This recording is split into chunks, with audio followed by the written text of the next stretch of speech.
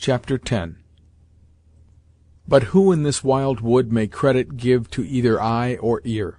From rocky precipice or hollow cave, midst the confused sound of rustling leaves and creaking boughs and cries of nightly birds, returning seeming answer.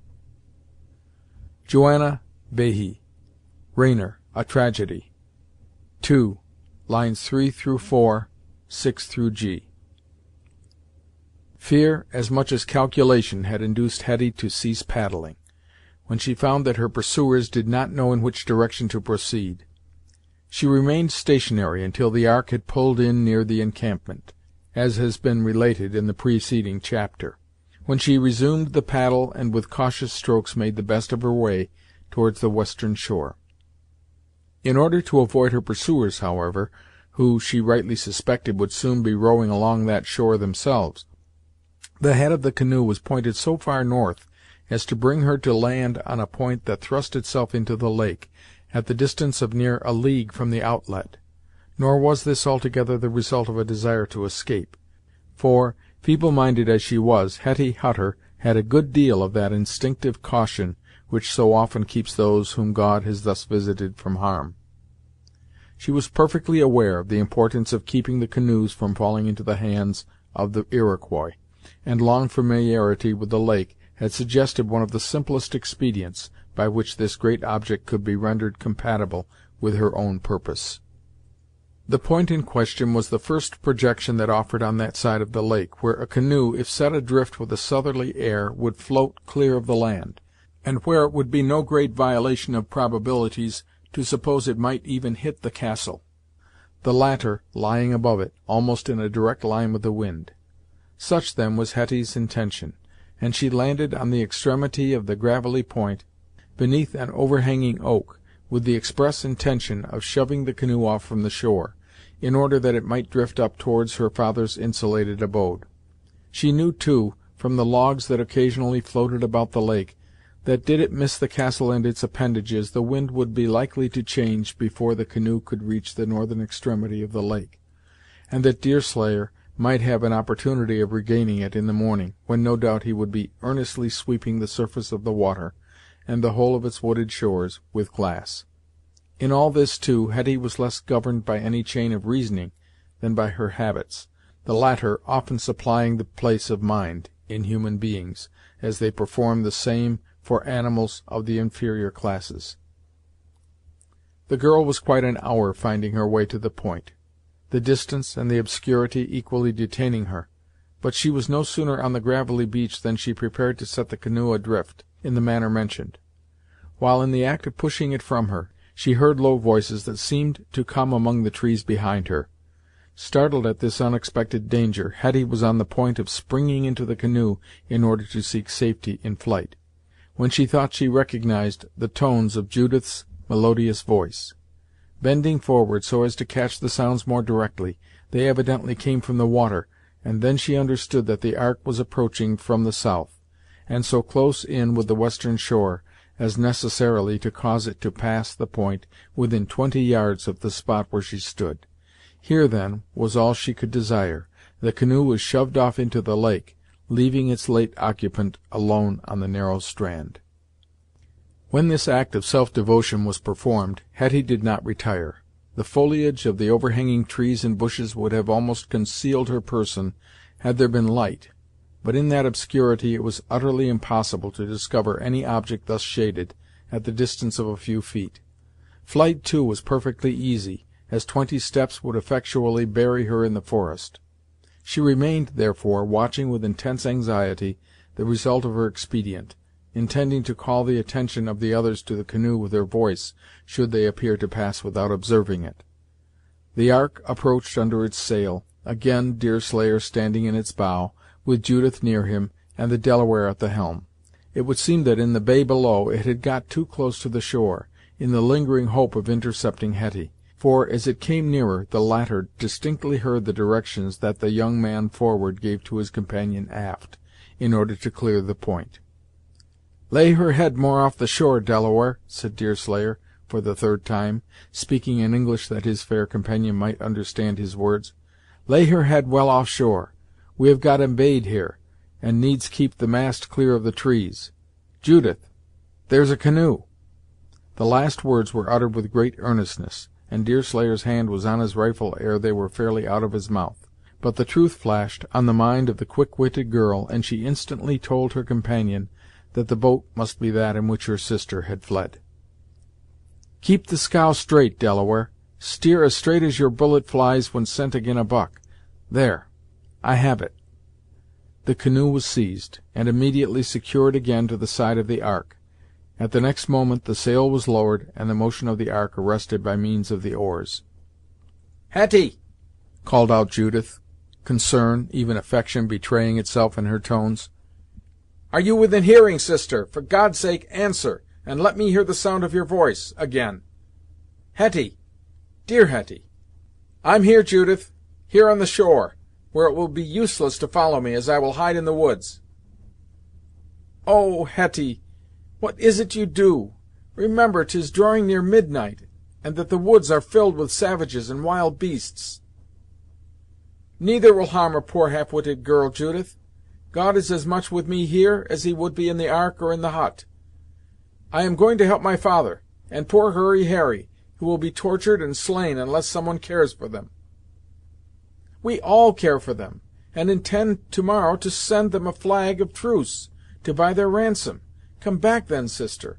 Trust to us, who have better heads than you, and who will do all we can for father." "I know your head is better than mine, Judith, for mine is very weak, to be sure. But I must go to father and poor Hurry. Do you and Deerslayer keep the castle, sister. Leave me in the hands of God." "God is with us all, Hetty, in the castle or on the shore, father as well as ourselves, and it is sinful not to trust to his goodness. You can do nothing in the dark. Will lose your way in the forest, and perish for want of food."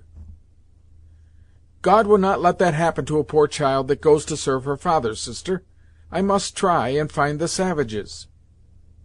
"Come back, for this night only. In the morning we will put you ashore, and leave you to do as you may think right." "You say so, Judith, and you think so, but you would not. Your heart would soften, and you'd see tomahawks and scalping knives in the air. Besides, I've got a thing to tell the Indian chief that will answer all our wishes, and I'm afraid I may forget it if I don't tell it to him at once. You'll see that he will let father go, as soon as he hears it." "Poor Hetty! What can you say to a ferocious savage that will be likely to change his bloody purpose?" "That which will frighten him, and make him let father go," returned the simple-minded girl, positively. "You'll see, sister. You'll see how soon it will bring him to, like a gentle child." "Will you tell me, Hetty, what you intend to say?" asked Deerslayer. "I know the savages well, and can form some idee how far fair words will likely or not to work on their bloody natures. If it's not suited to the gifts of a red-skin, 'twill be of no use, for reason goes by gifts, as well as conduct." "Well, then," answered Hetty, dropping her voice to a low, confidential tone, for the stillness of the night and the nearness of the ark permitted her to do this and still to be heard. "Well, then, Deerslayer, as you seem a good and honest young man, I will tell you. I mean not to say a word to any of the savages until I get face to face with their head chief. Let them plague me with as many questions as they please, I'll answer none of them, unless it be to tell them to lead me to their wisest man. Then, Deerslayer, I'll tell him that God will not forgive murder, and thefts, and that if father and Hurry did go after the scalps of the Iroquois, he must return good for evil, for so the Bible commands, else he will go into everlasting punishment. When he hears this, and feels it to be true, as feel it he must, how long will it be before he sends father and Hurry and me to the shore, opposite the castle, telling us all three to go our way in peace?" The last question was put in a triumphant manner, and then the simple-minded girl laughed at the impression she never doubted that her project had made on her auditors. Deerslayer was dumbfounded at this proof of guileless feebleness of mind, but Judith had suddenly bethought her of a means of counteracting this wild project, by acting on the very feelings that had given it birth. Without adverting to the closing question or the laugh, therefore, she hurriedly called to her sister by name, as one suddenly impressed with the call of what she had to say, but no answer was given to the call. By the snapping of twigs and the rustling of leaves, Hetty had evidently quitted the shore, and was already burying herself in the forest. To follow would have been fruitless, since the darkness, as well as the dense cover that the woods everywhere offered, would have rendered her capture next to impossible, and there was also the never-ceasing danger of falling into the hands of their enemies. After a short and melancholy discussion, therefore, the sail was again set, and the ark pursued its course toward its habitual moorings, Deerslayer silently felicitating himself on the recovery of the canoe, and brooding over his plans for the morrow. The wind rose as the party quitted the point, and in less than an hour they reached the castle. Here all was found as it had been left, and the reverse of the ceremonies had to be taken in entering the building that had been used on quitting it. Judith occupied a solitary bed that night, bedewing the pillow with her tears, as she thought of the innocent and hitherto neglected creature who had been her companion from childhood, and bitter regrets came over her mind, from more causes than one, as the weary hours passed away, making it nearly morning before she lost her recollection in sleep. Deerslayer and the Delaware took their rest in the ark, where we shall leave them enjoying the deep sleep of the honest, the healthful, and fearless, to return to the girl we have last seen in the midst of the forest. When Hetty left the shore, she took her way unhesitatingly into the woods, with a nervous apprehension of being followed. Luckily, this course was the best she could have hit on to effect her own purpose, since it was the only one that led her from the point. The night was so intensely dark, beneath the branches of the trees, that her progress was very slow, and the direction she went altogether a matter of chance, after the first few yards. The formation of the ground, however, did not permit her to deviate far from the line in which she desired to proceed. On one hand it was soon bounded by the acclivity of the hill, while the lake on the other served as a guide. For 2 hours did this single-hearted and simple-minded girl toil through the mazes of the forest, sometimes finding herself on the brow of the bank that bounded the water, and at others struggling up an ascent that warned her to go no farther in that direction, since it necessarily ran at right angles to the course on which she wished to proceed. Her feet often slid from beneath her, and she got many falls, though none to do her injury. But, by the end of the period mentioned, she had become so weary as to want strength to go any farther. Rest was indispensable, and she set about preparing a bed with the readiness and coolness of one to whom the wilderness presented no unnecessary terrors. She knew that wild beasts roamed through all the adjacent forest, but animals that preyed on the human species were rare, and of dangerous serpents there were literally none. These facts had been taught her by her father, and whatever her feeble mind received at all, it received so confidingly as to leave her no uneasiness from any doubts, or skepticism. To her the sublimity of the solitude in which she was placed was soothing, rather than appalling, and she gathered a bed of leaves, with as much indifference to the circumstances that would have driven the thoughts of sleep entirely from the minds of most of her sex, as if she had been preparing her place of nightly rest beneath the paternal roof. As soon as Hetty had collected a sufficient number of the dried leaves to protect her person from the damps of the ground, she kneeled beside the humble pile, clasped her raised hands in an attitude of deep devotion, and in a soft, low, but audible voice repeated the Lord's Prayer. This was followed by those simple and devout verses, so familiar to children, in which she recommended her soul to God, should it be called away to another state of existence, ere the return of morning. This duty done, she lay down and disposed herself to sleep. The attire of the girl, though suited to the season, was sufficiently warm for all ordinary purposes, but the forest is ever cool, and the nights of that elevated region of country have always a freshness about them that renders clothing more necessary than is commonly the case in summers of a low latitude. This had been foreseen by Hetty, who had brought with her a coarse heavy mantle, which, when laid over her body, answered all the useful purposes of a blanket. Thus protected, she dropped asleep in a few minutes, as tranquilly as if watched over by the guardian care of that mother who had so recently been taken from her forever, affording in this particular a most striking contrast between her own humble couch and the sleepless pillow of her sister.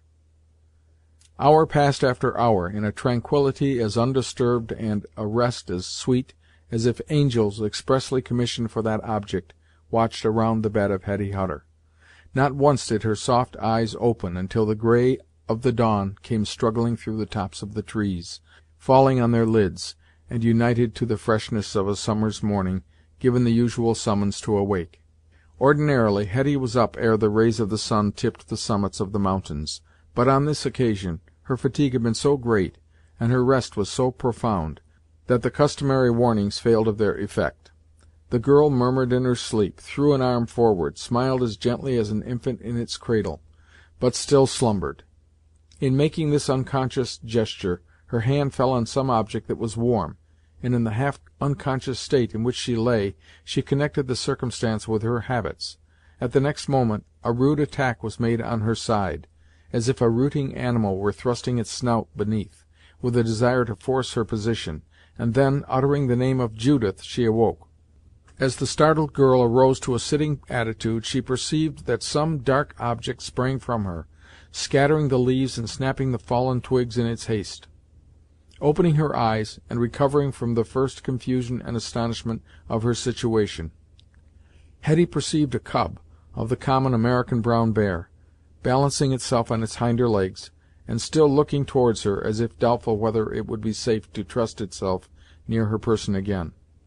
The first impulse of Hetty, who had been mistress of several of these cubs, was to run and seize the little creature as a prize, but a loud growl warned her of the danger of such a procedure.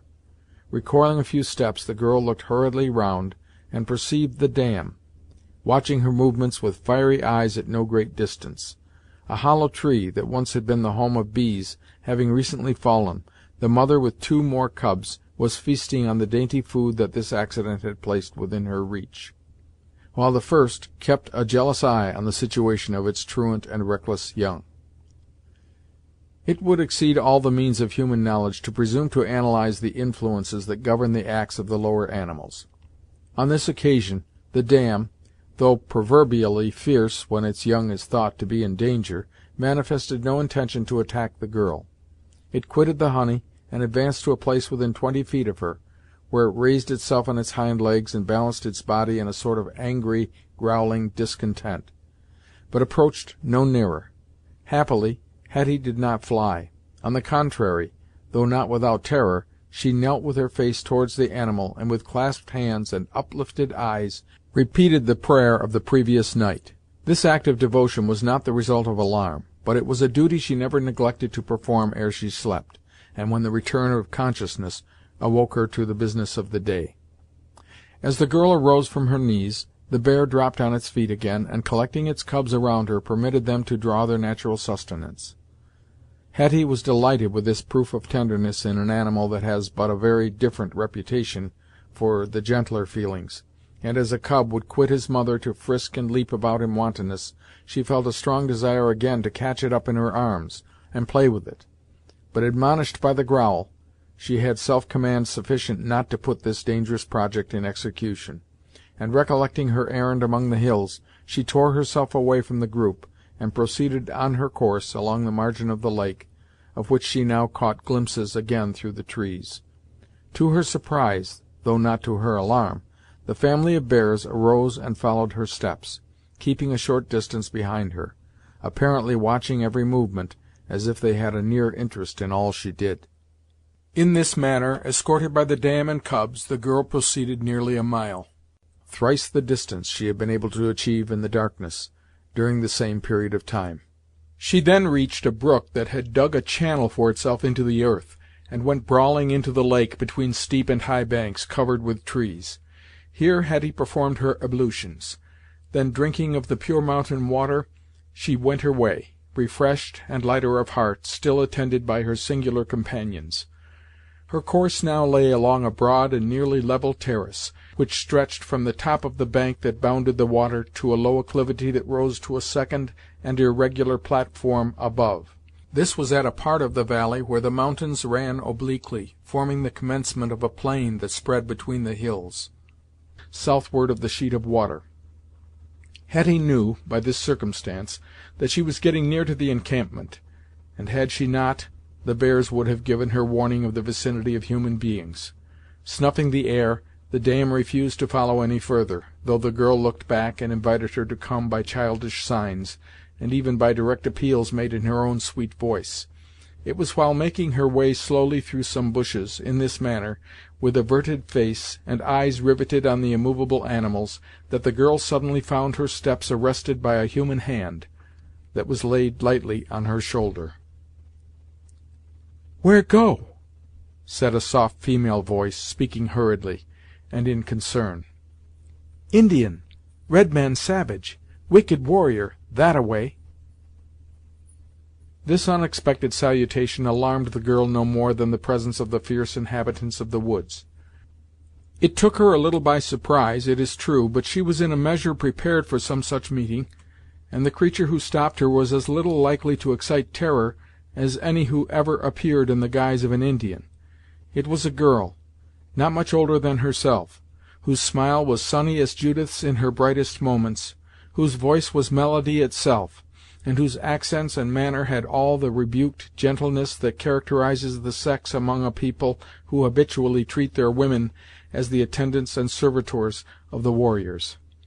Beauty among the women of the aboriginal Americans, before they have become exposed to the hardships of wives and mothers, is by no means uncommon.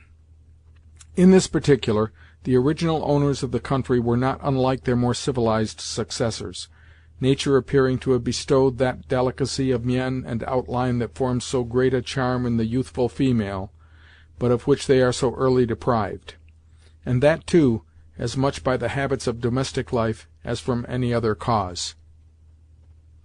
The girl who had so suddenly arrested the steps of Hetty was dressed in a calico mantle that effectually protected all the upper part of her person, while a short petticoat of blue cloth, edged with gold lace, that fell no lower than her knees, leggings of the same, and moccasins of deerskin, completed her attire.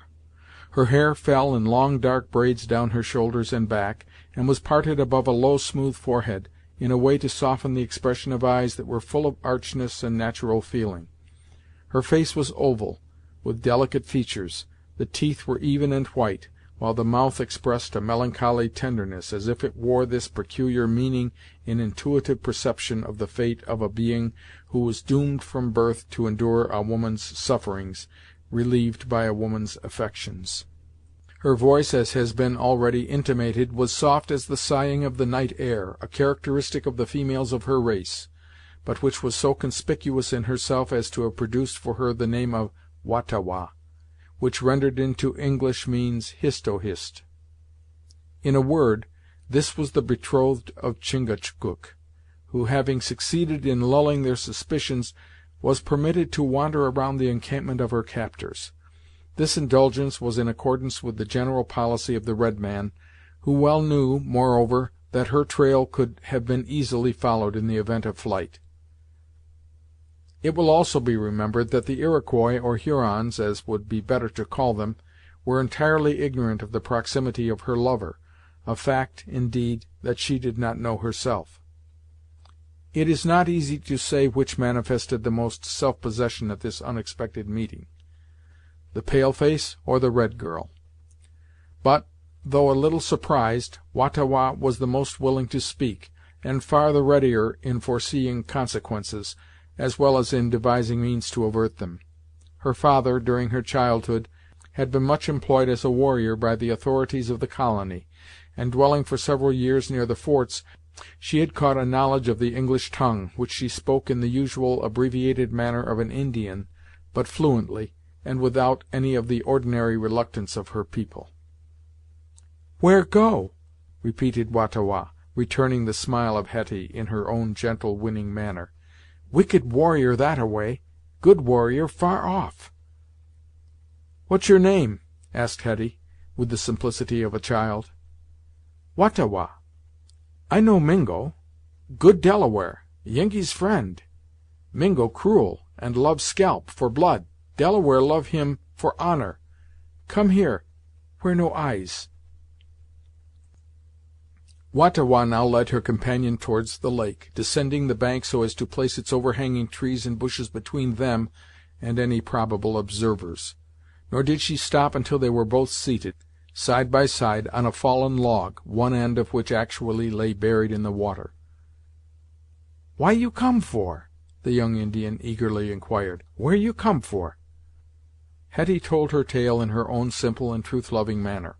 She explained the situation of her father, and stated her desire to serve him, and if possible to procure his release. "Why your father come to Mingo camp in night?" asked the Indian girl, with a directness, which, if not borrowed from the other, partook largely of its sincerity. "He know it war time, and he no boy, he no want beard, no want to be told Iroquois carry tomahawk, and knife, and rifle. Why he come night time, seize me by hair, and try to scalp Delaware girl." "You!" said Hetty, almost sickening with horror. "Did he seize you? Did he try to scalp you?" "Why no.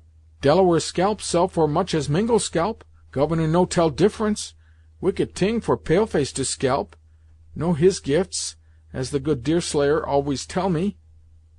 "And do you know the Deerslayer?" said Hetty, coloring with delight and surprise, forgetting her regrets at the moment in the influence of this new feeling. "I know him too. He is now in the Ark, with Judith and a Delaware who was called the Big Serpent. A bold and handsome warrior is this Serpent, too." Spite of the rich, deep color that nature had bestowed on the Indian beauty, the tell-tale blood deepened on her cheeks, until the blush gave new animation and intelligence to her jet-black eyes. Raising a finger in an attitude of warning, she dropped her voice, already so soft and sweet, nearly to a whisper, as she continued the discourse. "Chingachgook," returned the Delaware girl, sighing out the harsh name in sounds so softly guttural as to cause it to reach the ear in melody. "His father, great chief of the Mahikani, next to old Tamenund, more as warrior, not so much gray hair and less at council fire. You know Serpent?" "He joined us last evening, and was in the Ark with me for 2 or 3 hours before I left it. I'm afraid, Hist," Hetty could not pronounce the Indian name of her new friend, but having heard Deerslayer give her this familiar appellation, she used it without any of the ceremony of civilized life. "I'm afraid, Hist, he has come after scalps, as well as my poor father and Hurry Harry." "Why he shouldn't? Ha! Chingachgook great warrior, very red scalp make his honor. Be sure he take him." "Then," said Hetty, earnestly, "he will be as wicked as any other. God will not pardon a red man what he will not pardon in a white man."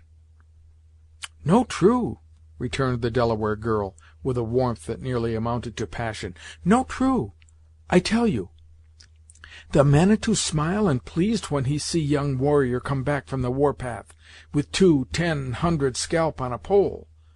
Chingachgook father take scalp, grandfather take scalp, all old chief take scalp, and Chingachgook take as many scalp as he can carry himself. Then, Hist, his sleep of nights must be terrible to think of. No one can be cruel, and hope to be forgiven." "No cruel. Plenty forgiven," returned Wah ta Wah, stamping her little foot on the stony strand, and shaking her head in a way to show how completely feminine feeling, in one of its aspects, had gotten the better of feminine feeling in another. "I tell you, Serpent brave. He go home, this time, with 4, yes, 2 scalp." "And is that his errand here? Did he really come all this distance, across mountain and valley, rivers and lakes, to torment his fellow creatures, and do so wicked a thing?" This question at once appeased the growing ire of the half-offended Indian beauty. It completely got the better of the prejudices of education, and turned all her thoughts to a gentler and more feminine channel. At first she looked around her, suspiciously, as if distrusting eavesdroppers. Then she gazed wistfully into the face of her attentive companion, after which this exhibition of girlish coquetry and womanly feeling terminated by her covering her face with both her hands, and laughing in a strain that might well be termed the melody of the woods.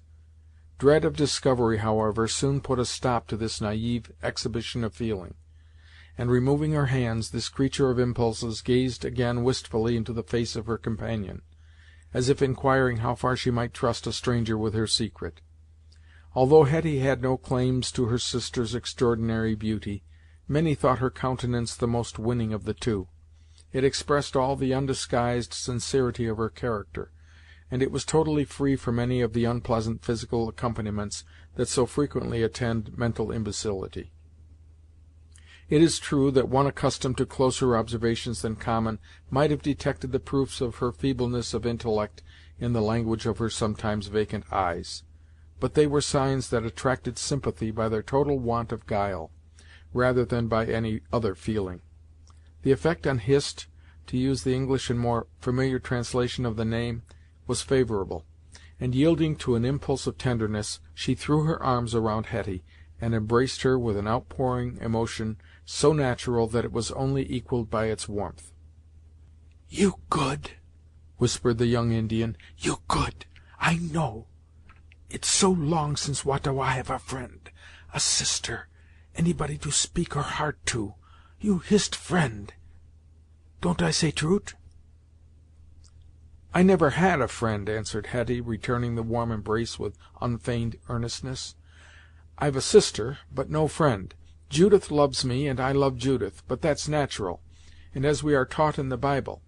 But I should like to have a friend. I'll be your friend, with all my heart, for I like your voice and your smile, and your way of thinking in everything, except about the scalps." "No tink more of him, no say more of scalp," interrupted Hist, soothingly. "You pale-face, I red-skin. We bring up different fashion. Deerslayer and Chingachgook great friend, and know the same color. Hist and what your name, pretty pale-face?" "I am called Hetty, though when they spell the name in the Bible, they always spell it Esther." "What that make? No good, no harm. No need to spell name at all. Moravian try to make Wah-ta-Wah spell, but no won't let him. No good for Delaware girl to know too much, know more than warrior sometime. That great shame. My name Wah-ta-Wah, that say Hist in your tongue. You call him Hist, I call him Hetty." These preliminaries settled to their mutual satisfaction, the two girls began to discourse of their several hopes and projects. Hetty made her new friend more fully acquainted with her intentions in behalf of her father, and, to one in the least addicted to prying into the affairs, Hist would have betrayed her own feelings and expectations in connection with the young warrior of her own tribe. Enough was revealed on both sides, however, to let each party get a tolerable insight into the views of the other, though enough still remained in mental reservation to give rise to the following questions and answers, with which the interview in effect closed. As the quickest-witted, Hist was the first with her interrogatories. Folding an arm about the waist of Hetty, she bent her head so as to look up playfully into the face of the other, and, laughing, as if her meaning were to be extracted from her looks, she spoke more plainly. "Hetty got brudder as well as fader?" she said. "Why no talk of brudder as well as fader?" "I have no brother, Hist. I had one once, they say, but he is dead many a year, and lies buried in the lake, by the side of my mother." "No got brudder? Got a young warrior? Love him almost as much as fader, Very handsome, and brave-looking, fit to be chief, if he good as he seem to be." "It's wicked to love any man as well as I love my father, and so I strive not to do it, Hist," returned the conscientious Hetty, who knew not how to conceal an emotion, by an approach to an untruth as venial as an evasion, though powerfully tempted by female shame to err. "Though I sometimes think wickedness will get the better of me, if Hurry comes so often to the lake. I must tell you the truth, dear Hist, because you ask me, but I should fall down and die in the woods if he knew it."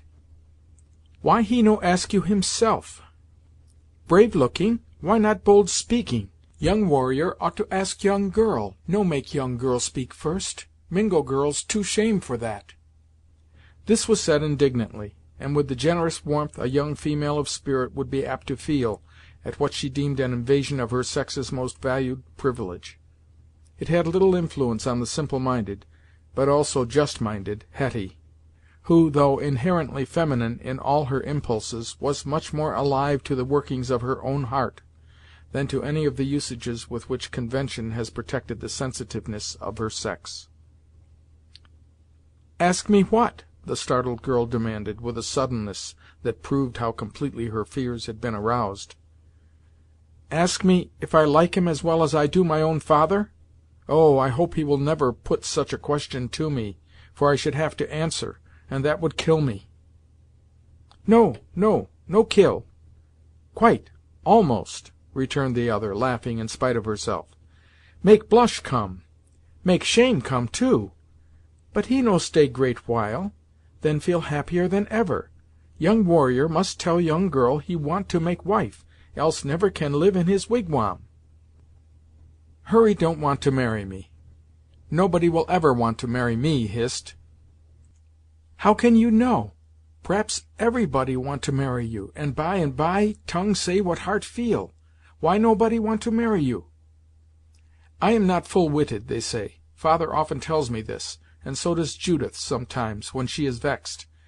But I shouldn't so much mind them, as I did mother. She said so once, and then she cried as if her heart would break, and so I know I'm not full-witted."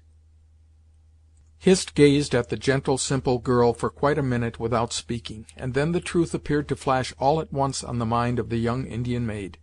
Pity, reverence, and tenderness seemed struggling together in her breast.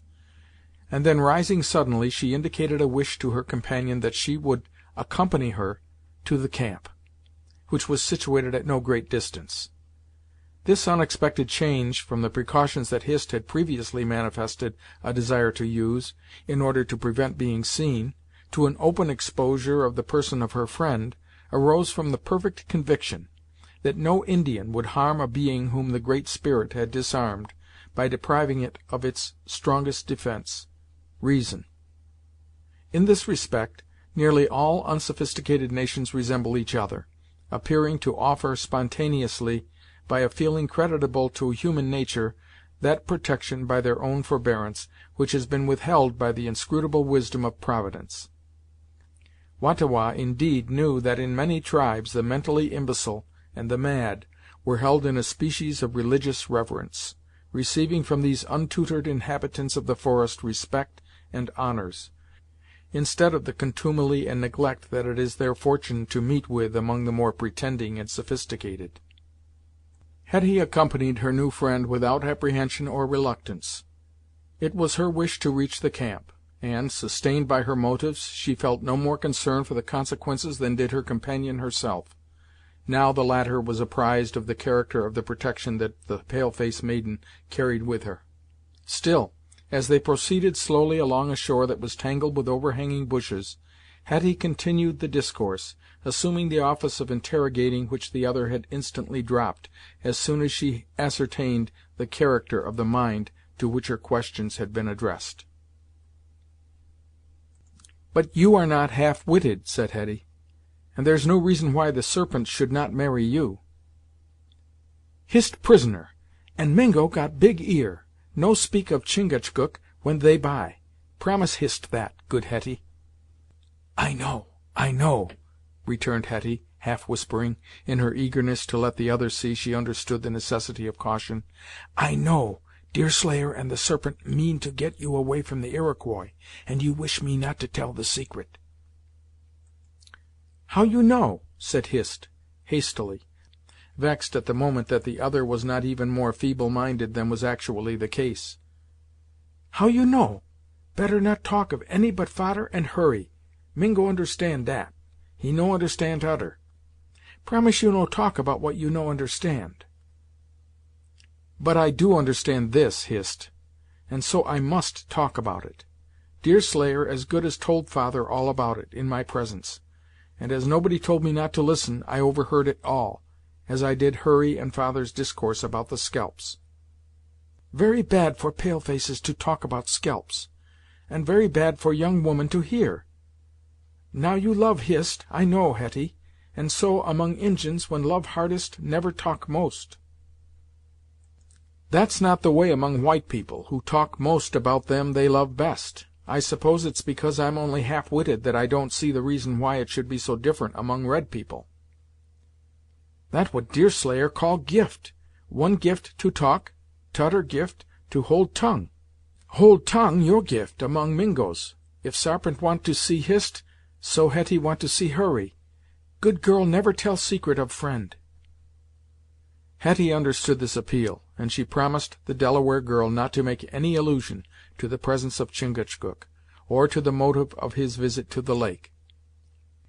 "Maybe he get off Hurry and fader, as well as Hist, if let him have his way," whispered Wah-ta-Wah to her companion, in a confiding, flattering way, just as they got near enough to the encampment to hear the voices of several of their own sex, who were apparently occupied in the usual toils of women of their class. "Tink of dat, Hetty, and put 20 finger on mouth. No get friend free without Serpent do it." A better expedient could not have been adopted, to secure the silence and discretion of Hetty, than that which was now presented to her mind. As the liberation of her father and the young frontier man was the great object of her adventure, she felt the connection between it and the services of the Delaware, and with an innocent laugh she nodded her head, and in the same suppressed manner promised a due attention to the wishes of her friend. Thus assured, Hist tarried no longer, but immediately and openly led the way into the encampment of her captors.